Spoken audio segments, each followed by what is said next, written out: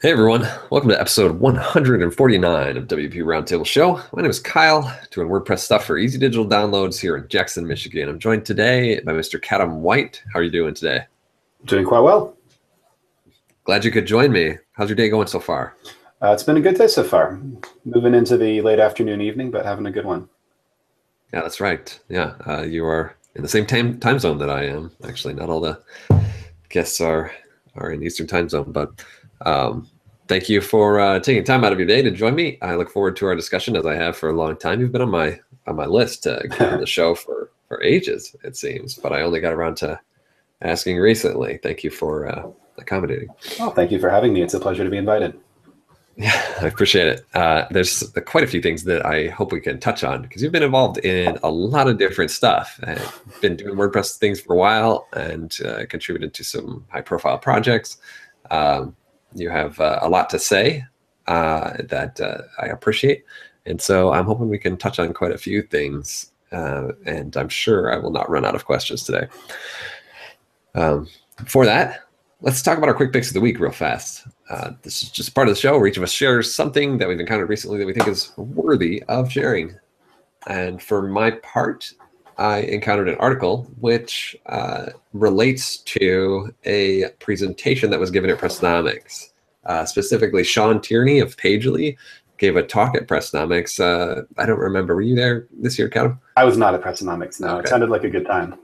Yeah, it went really well. I've been to just the last two, and it's the kind of event that I think I'm going to consistently continue to go to. But Sean Tierney, Director of Sales at Pagely, gave a presentation there about his remote year, working on the go around the world for 1 year. And this article is kind of a summary of that presentation. And in the presentation, he showed pictures and talked about what he was feeling before he made this decision to work for a whole year abroad, traveling, how he discovered a program called Remote Year that is pretty awesome. I don't know. Have you heard of it before? No, I hadn't actually. It sounds interesting. Yeah, it's super cool. It's super cool. I've looked into it myself. Both my wife and I have remote jobs. And we've had serious discussions about submitting an application for the remote year. Maybe at some point in the future we will do something like that, but it's simply a program where all the logistics are handled for you. You apply, get accepted, and pay a reasonable amount. They coordinate transportation to different cities across the globe. You spend 1 month in a different city, so you travel to 12 different places in a year. With a different community of people. They coordinate both your travel, your lodging, and your co-working space in each city. And they go to some pretty exotic locations, and it sounds like an amazing way to spend a year as a remote worker. So Sean signed up for that. He had an incredible experience that he thought was worthy of sharing with a lot of people. And this blog post really details how things went and why he decided to do it. I think it's worth a read, especially for all of us remote workers, to just, I don't know, reflect on what impact some of these major changes and seeing, working in different environments can have. It might be something for a lot of us to consider. So the blog post is on envisionapp.com /blog/remote year. You can check that out there. K.Adam, do you have something to share? Sure. I actually was sort of juggling between two things that I was sort of interested in over the past couple of weeks since we initially spoke about me coming on the show. One was probably the standout, most memorable talk from WordCamp Europe. And I say that given that WordCamp Europe this year, which I was privileged to attend and to speak at, was packed full of incredible talks. I think in terms of talk for talk, the lineup was one of the most fundamentally interesting and inspiring that I've seen at a WordCamp in a very long time. But there was one lightning talk by Tom Greenwood called Zero Carbon WordPress that talked about the environmental impact of web hosting and the environmental impact of data transfer and bandwidth. And I think that that's been something that's been on my mind pretty heavily these past couple of weeks as megastorms systematically decimate good portions of my country. And I thought that it would probably be a fun one just to give a shout out to, you know, we've talked a lot in the past when I was at Boku and in my work as a contractor and member of the WordPress and the JavaScript communities. I've talked with a lot of people about the value from a business standpoint of site performance and page weight and fast transfers and all that. But I think Tom's presentation really solidified for me some of the ways in which there's actually ripple effects from there all the way up to the server farm and environmental emissions level, which I think are interesting and certainly weren't something that I had been having top of mind for myself. So I thought it'd be worth just calling it out and saying that I appreciated that talk. That whole segment, actually, all of the lightning talks in that spot were absolutely fantastic. So it was the only lightning talk session from the WordCamp that I made it to, but it left quite an impact. Amazing. Wow, that sounds like a fascinating session on a topic that I've certainly never heard anybody discuss in that way before. Yeah, I hope it's something that we begin to see around more often. The other thing was just an aside that if you're familiar with Chassis, the Vagrant environment for developing WordPress sites that Bronson Quick and Ryan McHugh maintain, I recently helped work on a pull request for the documentation about how to use that for core development. And I know that that's something that had been tripping up a number of people, how to get that configured properly with an SVN or Git checkout of core. So that was the other thing that I was thinking of. So I know it's cheating, but I'll throw it in there briefly as a quick pick as well. Hey, that's awesome. That sounds like a great resource and super cool that you contribute to that. Valuable to a lot of people. Okay, well, thank you for sharing those awesome resources, and let's move into talking a little bit about your background.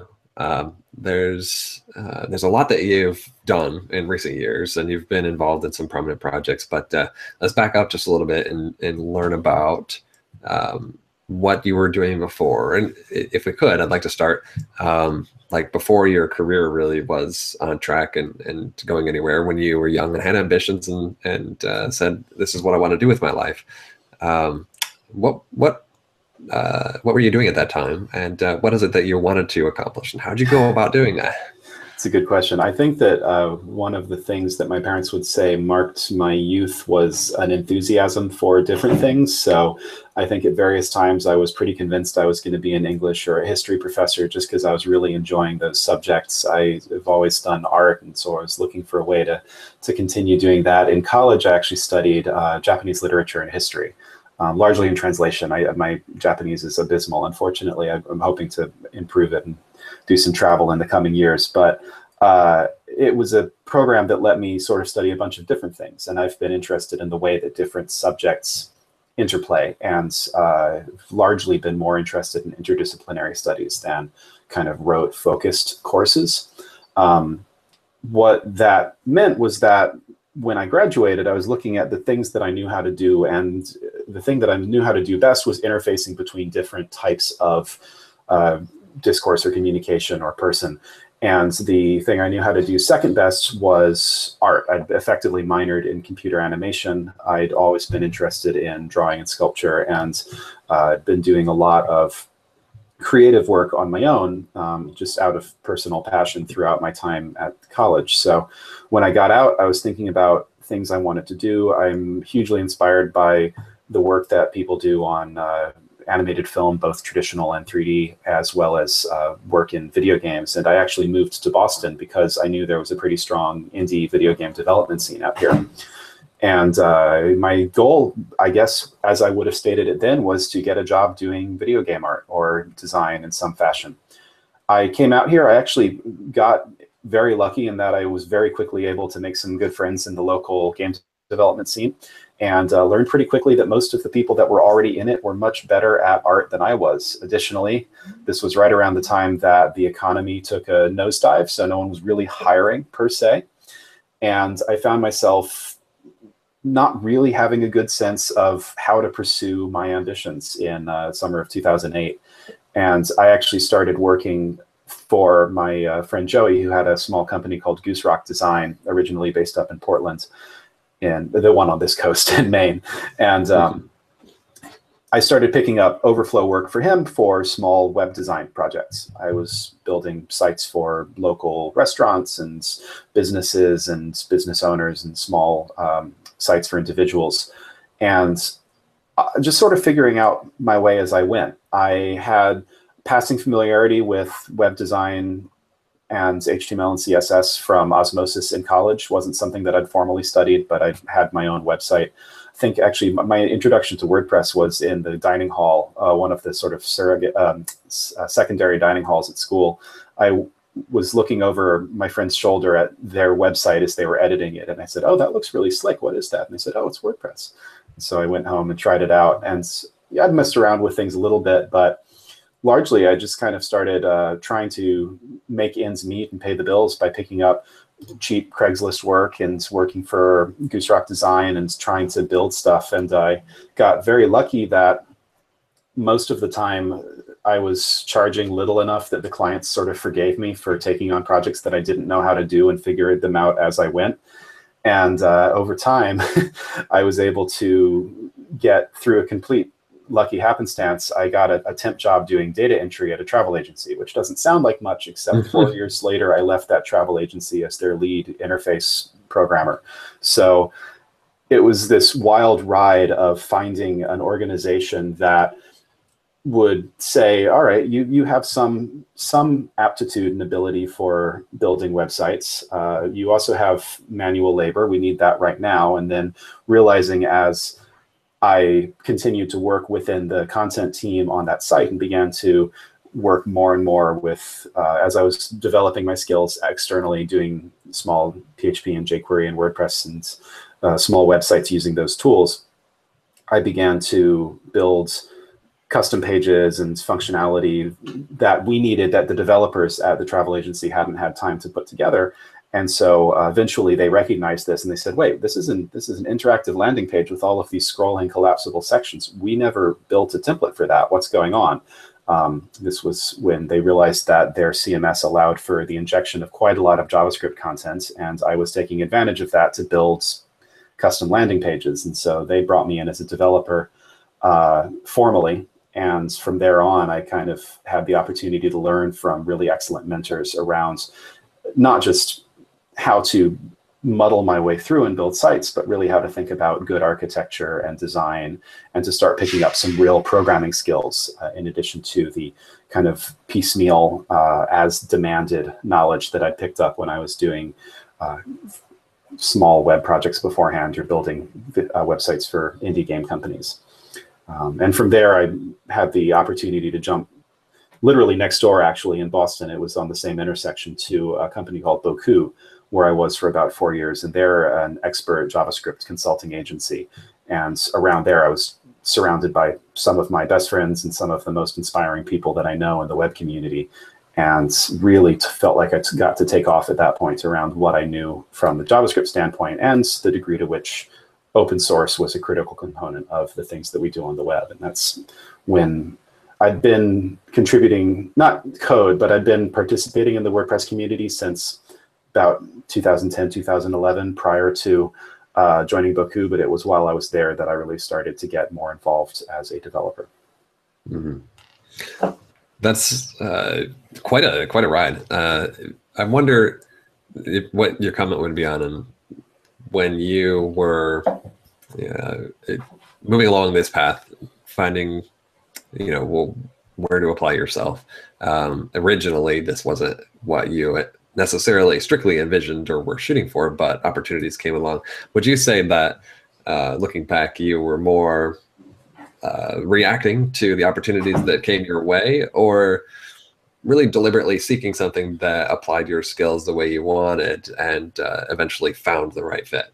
I think it's a combination. It certainly felt reactive at the beginning because I didn't know what I was doing, and I was largely letting other people dictate what it was that I worked on. The piece that was less reactive at the time was that I was specifically trying to find people to work with that I felt would at least be enjoyable and who I felt like I could learn something from about their business. So making a video game website or making a website for an indie game developer, I felt more that ended up being more suitable and satisfying to me than building restaurant websites, for example, even though many restaurants need better websites.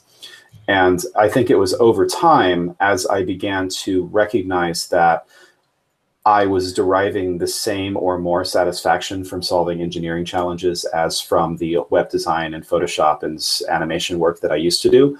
That was when I really began to sit up and take notice and deliberately start to pursue people, not pursue people, but pursue opportunities that would put me in collaboration with people who I felt like I could learn from in that space. And that definitely helped lead me to open source as well. WordPress was something that I actually probably would have gotten involved in earlier if I'd realized how much support there was for doing so. But at the time, it was this really cool thing out there that I wasn't quite sure how to engage with, and it took a couple of years to understand it. But once I did, we were able to actually work to hold a contributor day here in Boston, and that was where I wrote my first patch that ended up making it in. That's awesome. What advice would you have to somebody kind of in the early stages of their career journey about balancing that? Is it a matter of, I mean, would you encourage them to be more deliberate and proactively seek a good fit for your skills and personality to learn things that will put you in the place you eventually want to be, or to simply broaden your experiences and exposure to more things in order to find those opportunities that will inevitably come your way? I think that really depends on the type of person we're talking about. I have friends and colleagues who are very interested in specificity of problem. They like going deep on something. And in their case, I think you have to be very mindful and you have to sort of lead yourself, because you're going to recognize what problems are the ones that intrigue you the most. As I said earlier, I feel like some of my strength is in fact that I have a interest that cuts across a couple different spheres. And I think I've always benefited from trying to understand the other side of whatever equation I'm on. So when I was on the content team at a travel agency, I was trying to understand the travel business and understand web development. And that led me into web development because I realized that there were really interesting challenges there that I would like to learn how to solve. When I was at Boku doing JavaScript consulting, that's taught me a lot about team organization and structure and project management and all of the things that go hand in hand with the actual software development. And I think that it's through seeing the other side of these relationships that we build that I've gained a lot of the knowledge that I value as a developer and as an adult. And I think that it's up to the person to some extent to dictate what it is about a situation that they find engaging. But I have rarely regretted asking people questions about how things work. Yeah. I know you're no longer with Boku, but correct. I left in June. Right. You did a lot while you were there, and it was during that time really that K.Adam White became a reputable name in the WordPress community, and formerly a disreputable name. Yeah. Yeah, just unknown name, I think. Well, it was you were there for I think you said 4 years, right? Correct. And did a lot during that time. I worked on some pretty amazing projects and got pretty involved in the world of WordPress and the JavaScript community as well. Just I want to talk a little bit, real briefly, just about how what the nature of the work that you were doing there and some of the projects that you're exposed to, and one thing that I don't really know that much is how WordPress fit into your work at Boku. Sure, that's a very good question. WordPress wasn't a core component of my work at Boku. It was never a core component of Boku's work, but it was a great content management system. And so that's what led me to it while I was there. Boku was and is a expert JavaScript agency. These days, they focus on things like helping companies like Google write the unit tests for JavaScript through the Test 262 project. They're working on big long-term contracts around ensuring the stability of the web platform. And they also do expert level application design and architecture and team training and those things. And when I joined, I felt like a fairly junior developer. I was very honored to be able to join the team, and I was quickly thrown on to my first Angular project. So we were doing a lot of, at that time, kind of basic application development consulting, but Boku came to the front-end web application world before a lot of the other agencies out there. So the team's backgrounds and pedigree were in contributions to projects like jQuery and Backbone, and Grunt came out of Boku through my colleague Ben Allman. And these tools were what we used to lead the charge in some ways into the world of single-page web apps back when the company was founded around 2009, 2010, on through the point where I joined in 2013. And I quickly joined into our consulting engineering team and helped to build applications and backends and interfaces for a variety of different clients to solve a variety of different problems. Most of these were tools using Ember or Angular or eventually React is when that came on the scene, Backbone certainly. But every so often we would end up with a project that was more complicated. And the one that I've spoken about the most within the WordPress community, which really led me to up my level of involvement with WordPress, was we were building a Node application for a financial company, and they asked for a blog. And at the time, there weren't very good blog options out there for Node. Ghost had just come on the scene, but it was still pretty new and in development. There were a couple other CMSs, but I find that even today, the Node CMS world tends much more to emphasize the developer user rather than the layperson end user. And an editorial team at a company like the one we were working with shouldn't, I think, be expected to learn Markdown. I love Markdown, but it's not something that a writer should have to learn in order to publish a blog post. That seems silly. So we were talking about what was out there in terms of CMS options that we could tie into our existing application, because we weren't going to rewrite the whole thing from scratch in Drupal or anything. And I happens to be, through work that I had done around presenting on tools like Backbone within the WordCamp circuit and community, I knew of the WordPress REST API project when it was still a Google Summer of Code project. That was the summer before, I think in 2014. I might have years wrong, 13.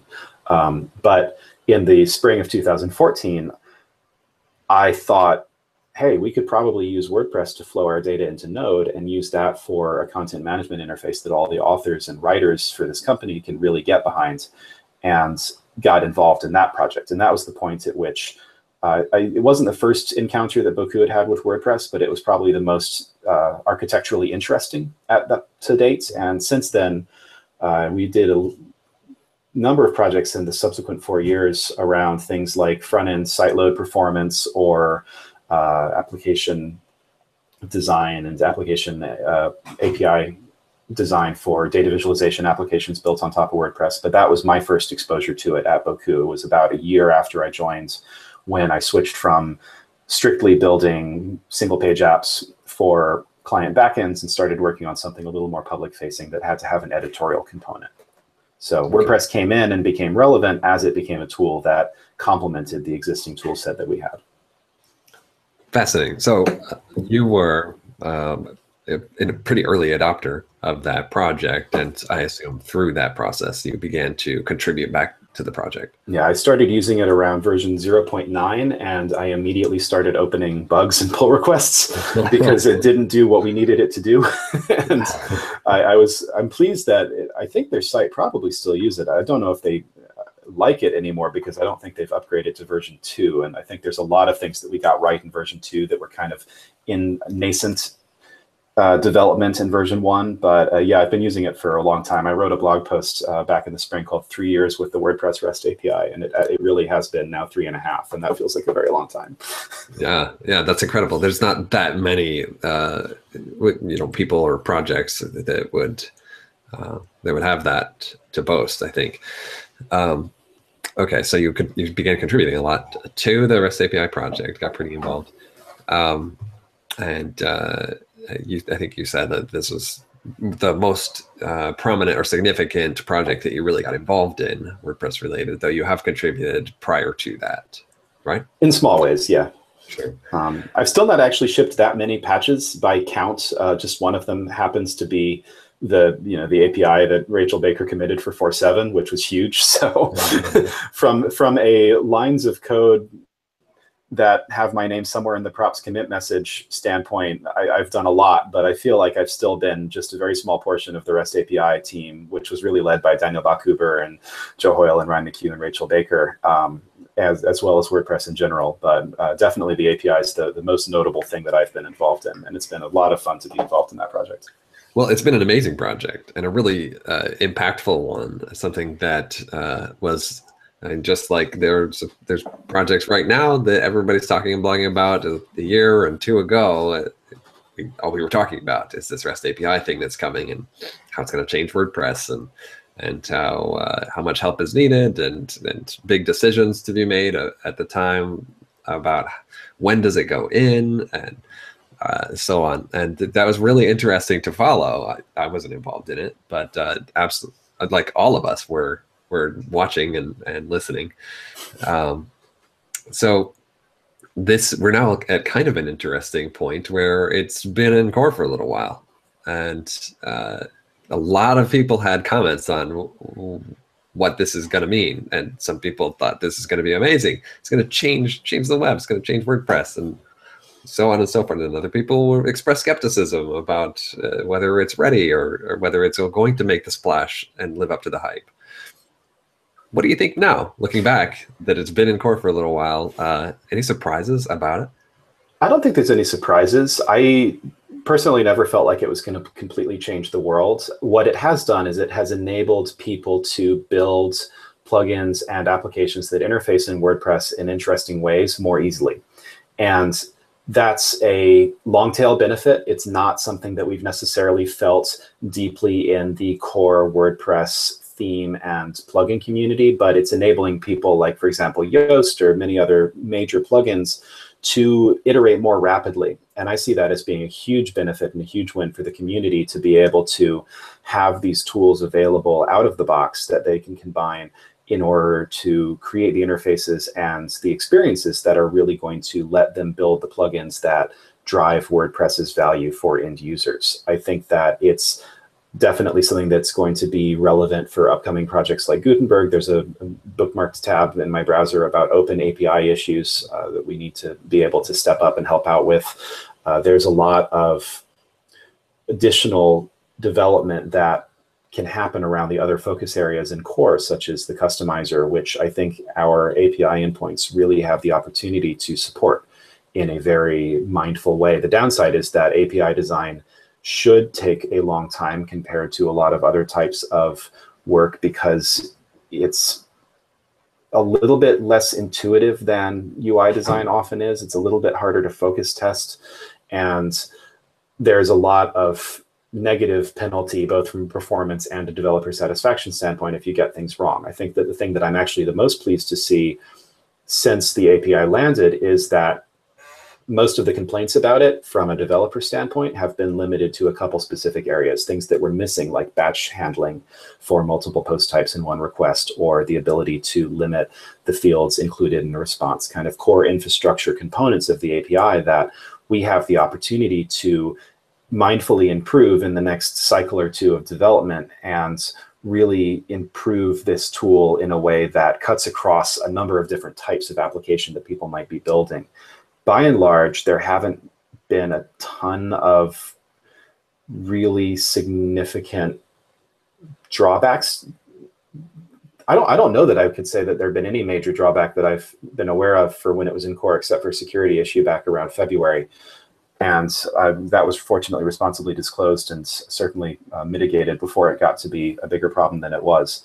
But I've been very pleased to see the kind of lack of contention about this decision that we made last December, and I continue to stand by it. And I personally have not been as involved this year as I'd like due to personal obligations, but I'm really excited for what we can do with the API over the next cycle or two of development. Yeah, well, that sounds really positive. So you would probably agree that if we look back, when the time that it was rolled into WordPress core and the features that existed at that time, and the execution of those specific features, you would say all of that was the right features at the right time. You would assert that still at this time. I certainly would have liked, there's always code that you'd like to ship that you can't, but the API as it went in 4.7 was the best API I felt we could provide on that time scale. And I think if we waited past that release, it would have become less and less likely that it would ever go in. So I feel like it was the right time. Fascinating. Yeah. Oh man, that was one of the more interesting discussions to follow. Is like, what features need to be there, and when can this go in? And how do you validate that it's working? That's the other thing, where Of there's a lot course. of talk when we merged about metrics for usage and plugins. And I don't know that we've hit those. I candidly think that that's a really challenging thing, because I think it's valuable to have a way to measure your success. And I think that we came to the discussion about how you measure success for the REST API far too late in the cycle. I would have loved to have had that discussion much earlier, and to have been able to have more of a sort of partnership with the lead developers and with Matt and everyone involved in making sure that this was something that we wanted to do. I feel like we did the best we could, and I certainly have seen standout examples that feel like they validate the value that we're bringing to the developer community. But we're also always going to be looking for more adoption, because more adoption is going to highlight more things we can fix, and that's going to make it better. I would love to get your take on a few other things that are a similar nature, crossroads, if you will, that WordPress faces, or big decisions that are being discussed, that everyone maybe has an opinion or is working on forming one. There's a few things going on now. One, you're a JavaScript guy. How about the JavaScript framework discussion? I don't necessarily need you to give a dissertation on the background. Maybe listeners could look that up themselves, but tell us what you think about this difficult point WordPress faces. What should we include? When and what should we put into WordPress to help it accommodate the demands of the web on 2017 and beyond? Yeah. I'm on record as saying that I felt like going with Backbone at the time was absolutely the right decision. The need for more mindful code organization inside WordPress on the JavaScript level has been a known problem, I think, as long as I've been involved in the project, frankly. And I think that from the framework discussion that we're in right now, which was predominantly React versus Vue.js, two reactive front-end frameworks, I like them both. I actually just started learning Vue this summer because I wanted to be able to have a more informed opinion about it. Due to these discussions, I've been extremely impressed. I think it's a really wonderful tool that I hope to continue to use in projects going forward. And I actually think that in many ways, given its lightness, it complements WordPress and the PHP history of WordPress quite well, in that you can use Vue to decorate a page with interactivity in a very straightforward way. I think slightly more straightforward than building a React app on top of a traditional PHP WordPress theme. That said, the question is about what's the right thing for WordPress core. And I don't really feel like I have a personal opinion, but I definitely recognize that most of the JavaScript expertise within the WordPress community is on the React side, both within Automatic, places like Yoast.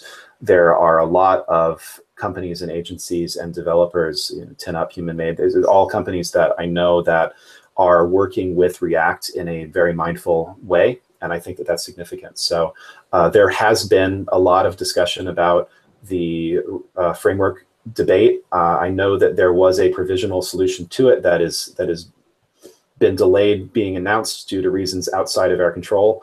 But I hope that whatever the solution that we come up with, that people will continue to experiment and use whatever tools they feel are a best fit for their own plugins. We are mostly just talking about WordPress core. And so if you're building a Gutenberg extension, yeah, you're going to be doing it in React. But if I'm building my own custom dashboard that sits on top of the REST API, I can do it in Vue, I can do it in Ember, I could write a jQuery app.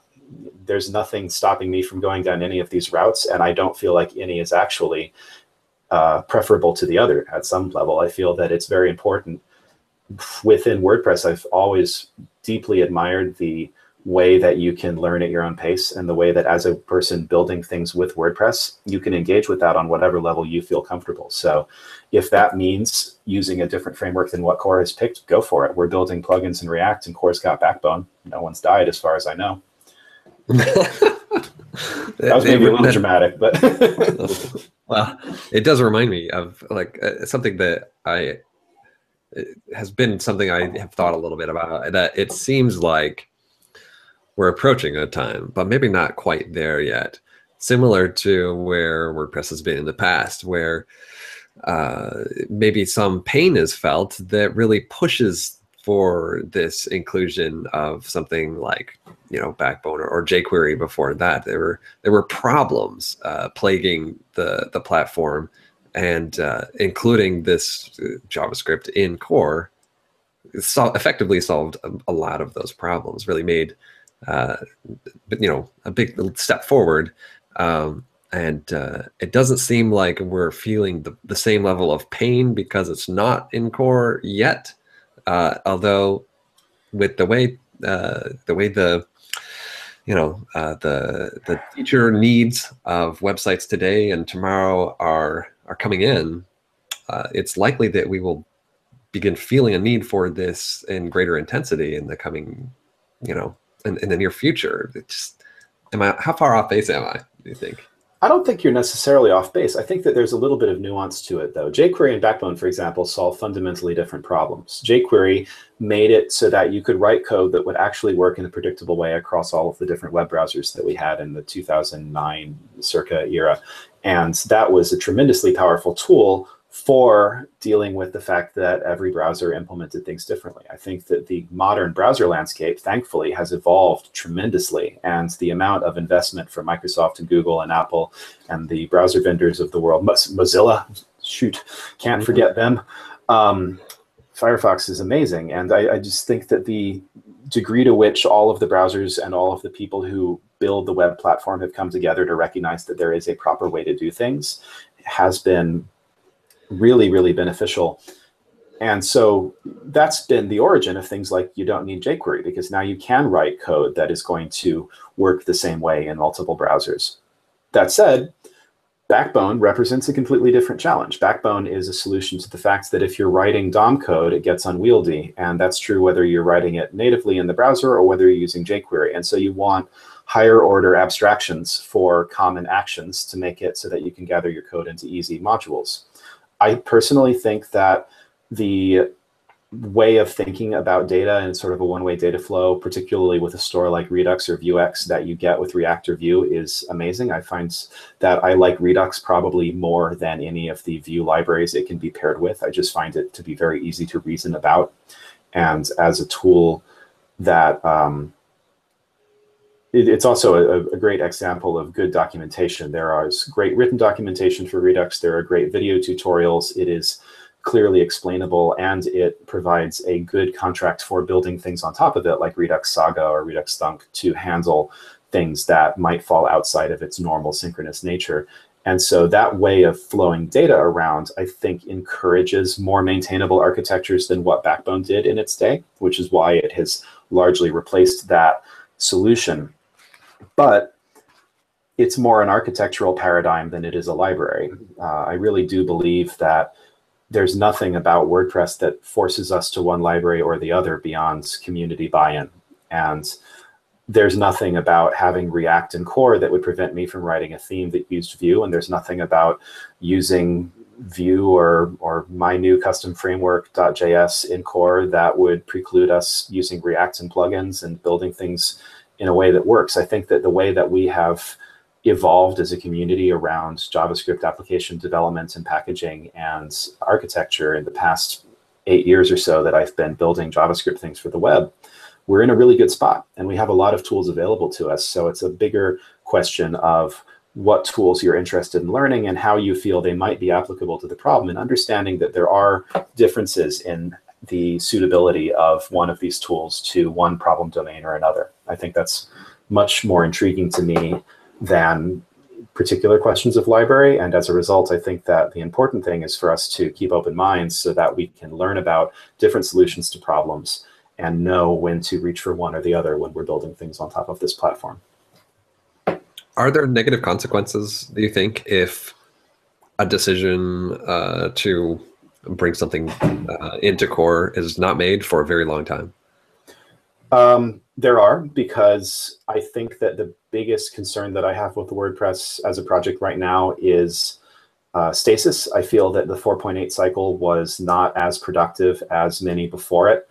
This is partly a result of not having had a clear release schedule when we got there. I think there's ways that the new project organizational strategy can be really beneficial, but we're still figuring them out as we go.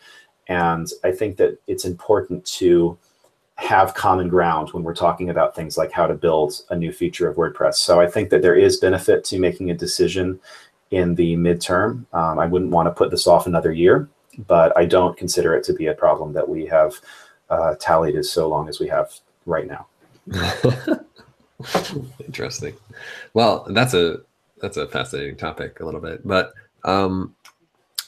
we don't need to beat that too much. I want to know a little bit more about what you're actively working on now, and as much as you can tell, what you're hoping to do in the future professionally.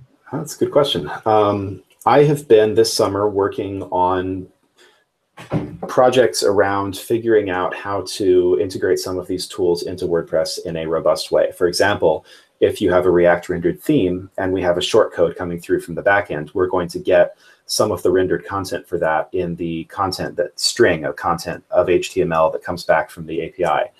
But we then, if we want to inject that in the page, need to also be able to understand how to, if that embed is, for example, Twitter, pull down and execute the script that comes along with the string content of the actual block quote, which the Twitter embed uses to represent the content of the tweet. So I've been working on things like figuring out ways to wrap that in a React component to make it so that we can asynchronously load shortcode embedded content. I've been doing a lot of thinking about Webpack, and I'm hoping to give some talks in the fall around or at least come up with some demos and materials around how we can better use Webpack within WordPress themes and plugins.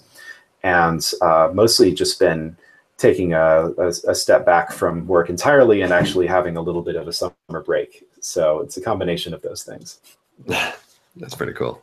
Yeah, well earned. Well earned. I hope it's been a fun summer. It's been fantastic. Starting it in Paris was definitely a nice way to begin. WordCamp Europe was an incredible experience, and we managed to stick around in town for another week after that. My fiance and I just adventure and voyage. It was hot. Yeah, that's what I heard. Sweltering heat wave. Oh my goodness. Well, you're back home in Boston now, and back to work.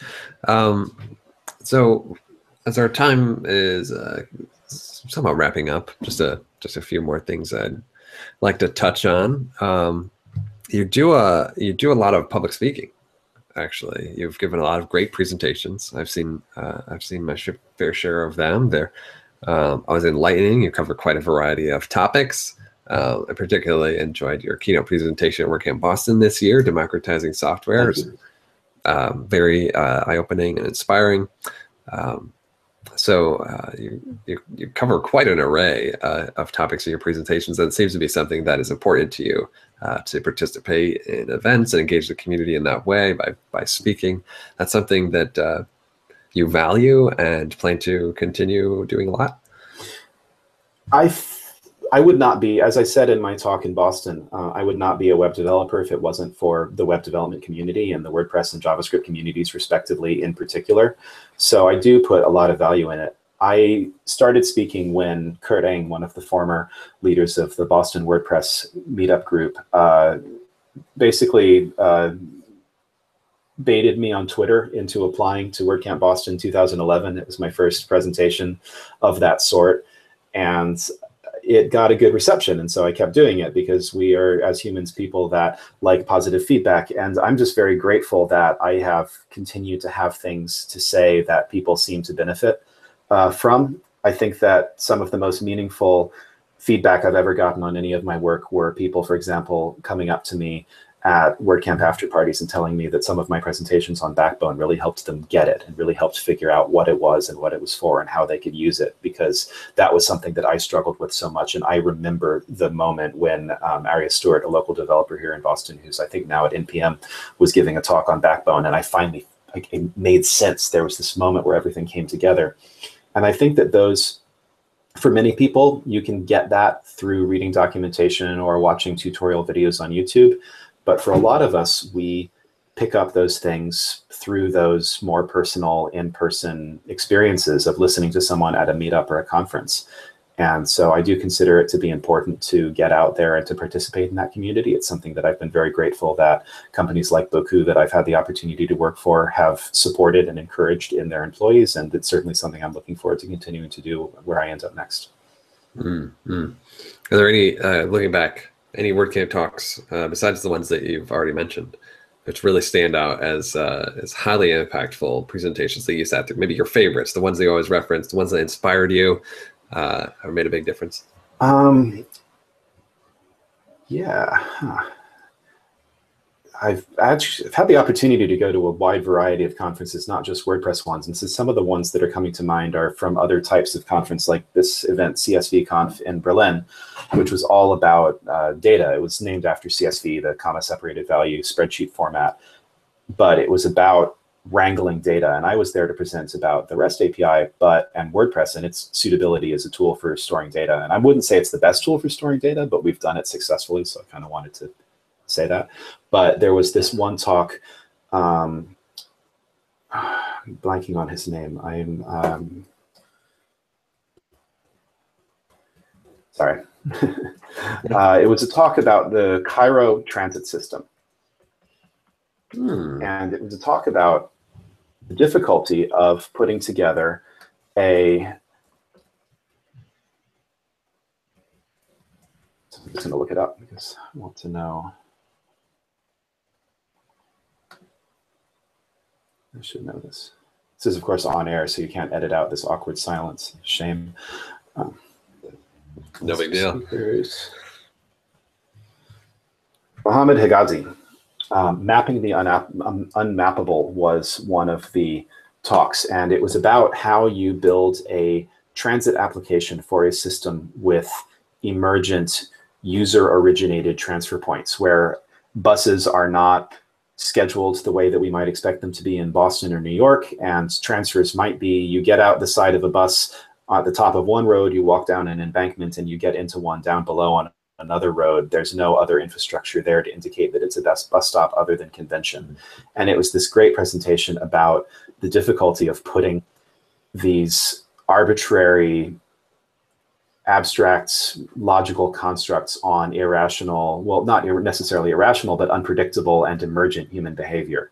And I found it to be a really fascinating talk that I do continue to think about when I think about the difficulty that we have in representing the way that we behave in digital formats. This comes up a lot when thinking about tools like artificial intelligence. I went to a conference in New York called Alt AI, which is kind of a punk unconference about difficulties in artificial intelligence and their applications to arts. But it brought up issues like racial bias and image recognition. And it brought up issues like really highlighting the assumptions that we have in our heads when we are building systems to profile and to categorize. And those are, I think, in many ways, the talks that stick with me more than certainly anything technical. Like I mentioned, Tom Greenwood's presentation from WordCamp Europe, presentations of Petio's from WordCamp Europe about being a polyglot and translation and just sort of citizenship in the world stage. I think that the thing that I most enjoyed seeing at WordCamp Europe that I wish we had more of at WordCamps in the States was multilingual and international perspective. I think that it's one of the strengths of our country that we have all of these different cultures, but they certainly aren't as on display as they are at an actually multinational event like WordCamp Europe. And so the WordCamp talks that stick with me the most are definitely the ones that highlight the breadth of our community, the complexity of representing information in regular ways, and the benefits that we have when we look at a problem from multiple perspectives. Wow, that sound like some pretty cool presentations that I would love to see. Speaking of WordCamp Boston, you went home with Raspberry Pi. What'd you end up doing with that? So I see on the shelf behind you the little Wapu from last year's WordCamp US. Yeah. I'm trying to put the Raspberry Pi running WordPress inside Wapu so that I can have. It's not going to be done for WordCamp US because I'm getting married this fall. I have a couple other things I've been having on my mind, but that's the goal is to have WordPress served from a Wapu. Oh, that sounds amazing. Yeah. Well, good luck with that. Yeah, that's what happened to that Pi. Well, speaking of your calendar for the rest of this year, what kind of events, meetups, conferences, and such are you planning to attend the rest of this year, early next year? No, I try to make it to whatever meetups I can in Boston and New York. I was at Queens JS down in New York last week. There was a talk about parallels between JavaScript prototypical inheritance and Sufi poetry, which was fantastic. There was also talk about things that ads do that can crash your browser, and how you write defensive browser code to prevent the ads that your website serves from taking down your clients and readers' web browsers.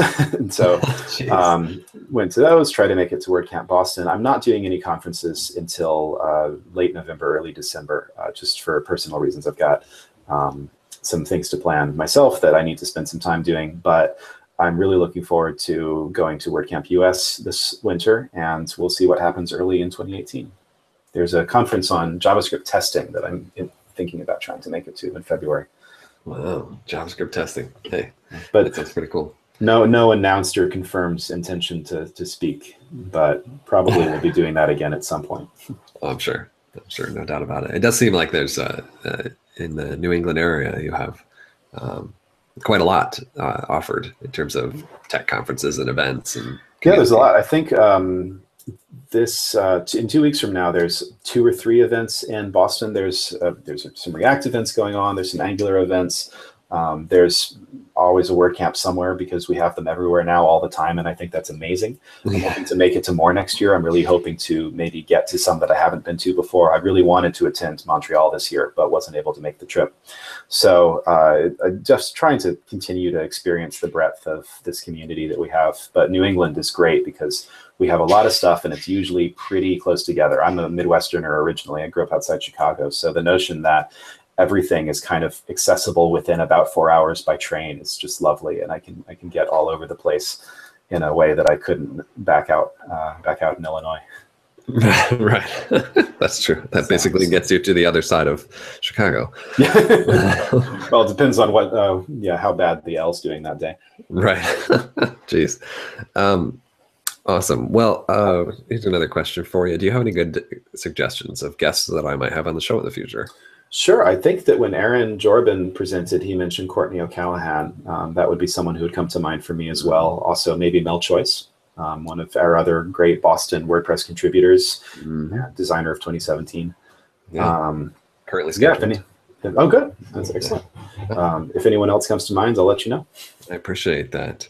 Well, it's just about time to wrap up here. It's been an awesome discussion, K.Adam. I appreciate you very much taking time out of your day to come and join me and just shoot the breeze. I love talking about some of these WordPress initiatives and getting your take as someone like involved in some of these important projects. You have awesome insight. And thank you for all of your great contributions to this software that we use and rely on. So yeah, much appreciated, man. Thank you for having me. Well, I'll let you go. Have a great evening, and I'll hopefully bump into you at an event at least in December in Nashville. Sounds solid. See you in Nashville. All right. Thanks, K.Adam. Take care.